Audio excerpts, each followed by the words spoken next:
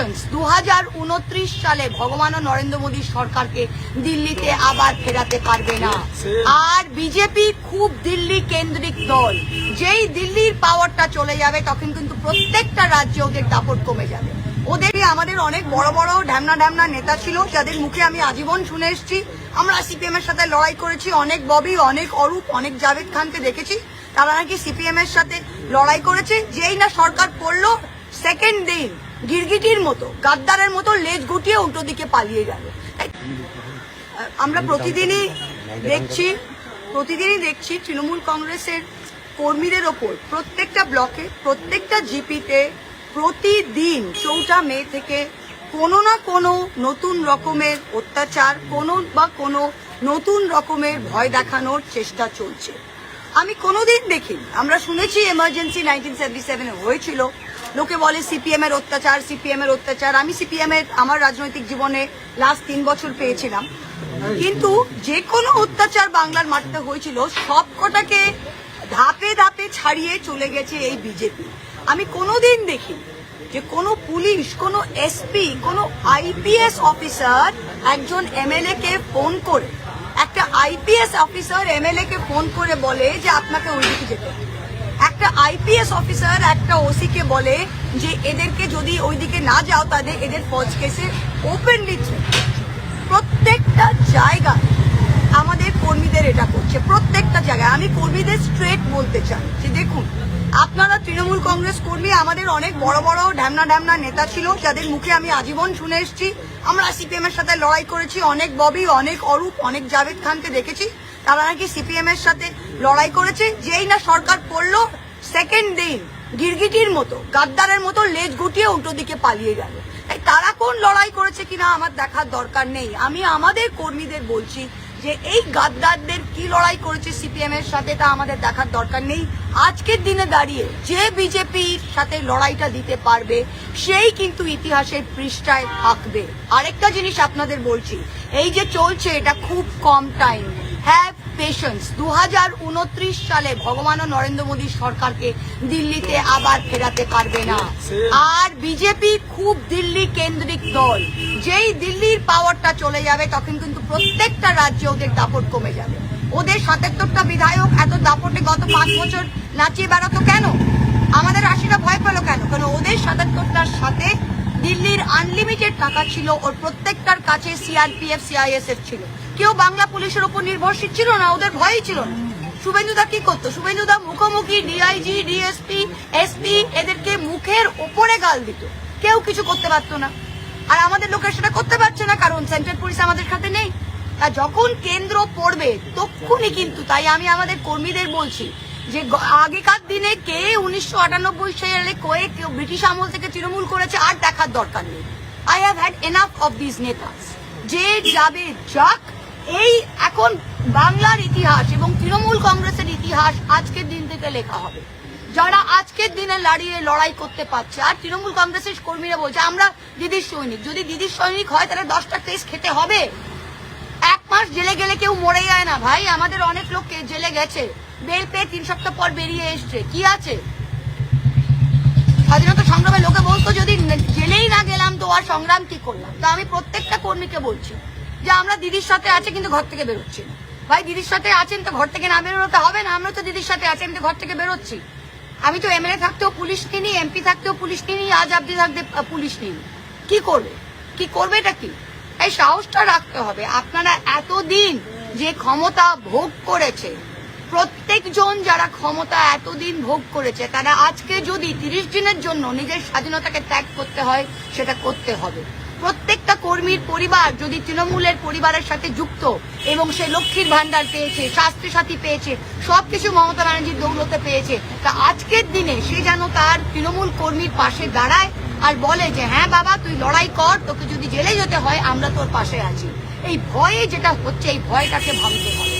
আর 21শে জুলাই আমাদের পারমিশন না দিলে আমরা রাস্তায় করবো, আমরা সবাই অ্যারেস্ট হবো, কিন্তু 21শে জুলাই আমরা করবো। ওই নির্দিষ্ট স্থানে কি করবেন যেখানে দেখি একসাথে পুলিশ পারমিশনের উপর ডিপেন্ড করে। ওরা তো কন্টেম্পটের চিঠি পাঠিয়েছে, এখন সমস্ত দলকেই পাঠিয়েছে কন্টেম্পটের চিঠি যে 2015-18 কেসে। তা আমরা তো বললাম যদি আমাদের মঞ্চনা বাঁধতে দেয় তাহলে জিপের ওপর দাঁড়িয়ে জিপসি গাড়ির ওপর দাঁড়িয়ে মাইক নিয়ে মমতা ব্যানার্জি মিটিং করবে, কিন্তু মিটিং হবে, মিটিং হবে 100%। আর যদি ওরা ট্রেন বন্ধ করবে, বাস বন্ধ করবে, বাইক দিয়ে ঢুকতে দেবে না। আমি 4 মের পর আমি একজন এমপি, আমি জেলা সভাপতি, আমি ধরাদাহতে একটা মিটিং করতে গেছিলাম কর্মীদের সাথে। সেখানে কোন ছ্যাচড়া, কোন থানার পাড়ার ওসি সাহস কি রাস্তায় রোড ব্লক দিয়ে ওখানে লোককে ঢুকতে দিচ্ছে না, অথচ কংগ্রেসের কোন মহিলা গিয়ে ওখানে মিটিং করে আসছে। ওরা এখন এই সুযোগে কংগ্রেস সিপিএম কে হাওয়া দিচ্ছে, ওদের মিছিল করতে দিচ্ছে, নো প্রবলেম।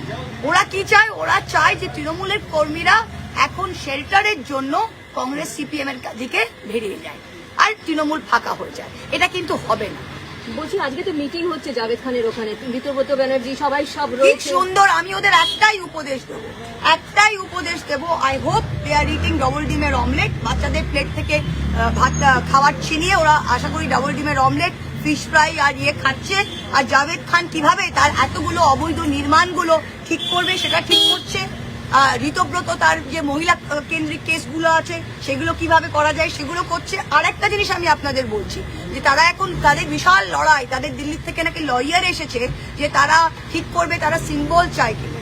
আমি আগেও বলেছি, আবারও বলছি, মমতা ব্যানার্জি নিজের হাতে তৃণমূল কংগ্রেসের সিম্বল এঁকেছিল।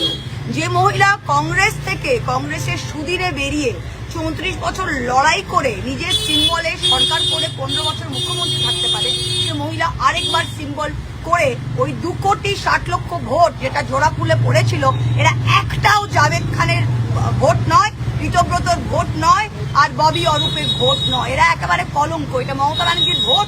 মমতা ব্যানার্জি যেই সিম্বলই আঁকবে বাংলার মানুষ সেই সিম্বলে। Symbol is not the big news, symbol is not the big thing.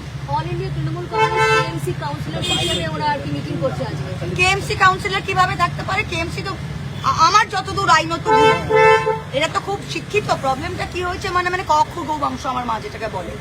At the minute a council corporation is disbanded, mayor has resigned, there is a board, right or wrong, there is no Calcutta corporation today, so councillor তো কেউ নেই, সব তো ex councillor.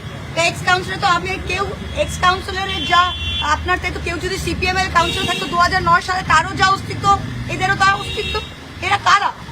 এরা কারা আজকে আমি জানতে চাই। এরা না তৃণমূলের, এরা কারা? এরা তো আজকে ইলেক্টেড মেম্বার নয়, এরা তো আজকে ইলেক্টেড মেম্বার নয়। Council has been dissolve, corporation has been dissolve.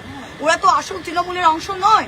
ওরা, আমি তো বারবার বলছি ভাই ঋতব্রত জাভেদ, তোরা একটা কর না, একটা পার্টি কর না, একটা party make a party, call it the Ritabrata Javed Bobby Arup Congress and let everybody be part of it. Mamata ব্যানার্জির মুখ নিয়ে এত কেন লড়াই, আর মমতা ব্যানার্জির আঁকা সিম্বল নিয়ে কেন এত লড়াই ভাই? What is the problem? তাহলে কি এরা সিএম এর অ্যান্টি কারাপশনের ভয়ে এখন কিছু করতে চাইছে? আচ্ছা, এই কোয়েশ্চেনটা আমি আপনাকে অতি বিনয়ের সাথে বলছি। কোয়েশ্চেনটা একটু বোকা বোকা হয়ে গেল না? ওরা কি সিএম এর ভালোবাসার জন্য গেছে? যারা বুক ফাটিয়ে 65 জন বুক ফাটিয়ে 1.5 মাস আগে অব্দি সিএম এর বাপমা তুলে গাল দিত, তারা আজকে সিএম এ কিসের জন্য গেছে ম্যাডাম? কিসের জন্য গেছে? ববি অরূপ কিসের জন্য এফআইআর গেছে? যখন হয়েছে ফিরহাদ হাকিমের নামে, হ্যাঁ। তাহলে আপনারা কি তাহলে পুরনো কোনো দস্তাবেজ দলিল আপনাদের কাছে যদি থাকে সেগুলো পেশ আমরা কিসের জন্য পেশ করবো? তো শুভেন্দু দা তো এখন মুখ্যমন্ত্রী হয়েছে, এমন কোন পুলিশ তো উনার হাতে, পুলিশ তো শুভেন্দু দার হাতে, তো শুভেন্দু দার হাতে পুলিশ, শুভেন্দু দার হাতে কর্পোরেশন। শুভেন্দু দা নিজে বলেছে যে আমি সব চোরকে যত দ্বীপ গর্তেই হোক না কেন আমি খুঁজে বার করবো, তো আশা করি তিনি খুঁজে বার করবেন। কিন্তু আমি তো মনে হচ্ছে যে প্রত্যেকটা চোর গর্তে না ঢুকে তারা তো বিজেপির দিকে গিয়ে ওয়াশিং মেশিন হয়ে যাচ্ছে। আর আরেকটা জিনিস বলছি, এইটা সিস্টেমটা দেখুন, বিজেপি এমপিদেরও আর এমএলএদেরও তারা কি করলো, এত বুকের পাটা থাকলে তো নিজে নিয়ে নাও না। কিন্তু বিজেপির কর্মীরাও বলছে এদের আমরা ছোবো না, বিজেপির কর্মীরাও বলছে ভাই এদের আমরা নেবো কেন, আমাদের তো তৃণমূলীকরণ আমরা করতে দেবো না। তো ওরা কি করেছে? একটা বি টিম তৈরি করেছে, বি টিম, না তৃণমূলে না বিজেপি। এরা এখন কোথায় আছে সেটা বোঝা যাচ্ছে। কুণাল ঘোষ বলেছেন বিকেল 5টার মধ্যে অ্যারেস্ট করতে হবে। সে কুণালদা ভেতরে আছে, সেটার উত্তর উনি দেবে। অরূপ রায় বলেছেন আমার নেত্রী এখনো মমতা ও বন্দ্যোপাধ্যায়। মা, তাহলে টুপিটা খুলুন, টুপিটা খুলুন অরূপ দা, টুপিটা খুলুন and smell the coffee, smell the coffee. আপনার নেত্রী মমতা ব্যানার্জি আর আপনি তৃণমূল কংগ্রেসের চেয়ারপারসন হয়ে নোভোটেলে মিটিং করছেন, আর পেছনে ব্যাকড্রপে সবার ছবি, মমতা ব্যানার্জির ছবি নেই। মানে কি বলবো এদের, আমার তো আমি কিছু ভুলভাল বলে দেবো তারপর আবার ডেফামেশন হয়ে গেল। আজকে বুঝতে পারলেন? আমার- দিদি 21শে জুলাই কত আমার মনে- আজকে দিনের বৈঠক হলো, আজকে তিন দিন আজকে না, আজকে তো প্রতিদিনই আমাদের বৈঠক হয়, প্রতিদিনই আমাদের দিদিমণির এখানে রোজ আমরা আসি, আর সব জেলা থেকে কর্মীরা আসে, তাদের সাথে কথা হয়, সেটা নিয়েই বৈঠক হচ্ছে, রোজই আমরা দেখছি। আর দেখুন, আমাদের তো রোজ নবটালে গিয়ে মিটিং করতে হচ্ছে না, কারণ আমরা তো কিছু ভুল করিনি। আমরা 2,60,00,000 ভোট মানুষ মমতা ব্যানার্জিকে দিয়েছে, সেই ভোটটা তো পিছিয়ে যায়নি। এই 65 জনের একজন তার নিজের বউটাকে ভোট দিয়েছে কিনা আমার ডাউট আছে। তা how does it matter who comes who goes? আমরা কিচ্ছু যায় আসে না। এই ভোটটা এই মানুষ যারা মমতা ব্যানার্জির মধ্যে আস্থা রেখেছেন, এই মানুষদের তো সাথে নিয়ে তাদের জন্য তো আমরা দাঁড়িয়ে রাখবো, কারণ এই সমস্ত মানুষদের কাছে একটা চয়েস ছিল, তারা বিজেপিকেও ভোট দিতে পারে, তারা বিজেপিকে দেখুন, মানুষ যখন ভোট দেয় বোতাম টেপে, তার দুটো জিনিস সে করে, এক নিজের পছন্দটা জানায়, আর দুই তার যেটা অপছন্দ সেটা বর্জন করে। এই সমস্ত মানুষ যারা তৃণমূলকে ভোট দিয়েছে তারা তৃণমূলকে পছন্দ করে এবং বিজেপিকে বর্জন করেছে।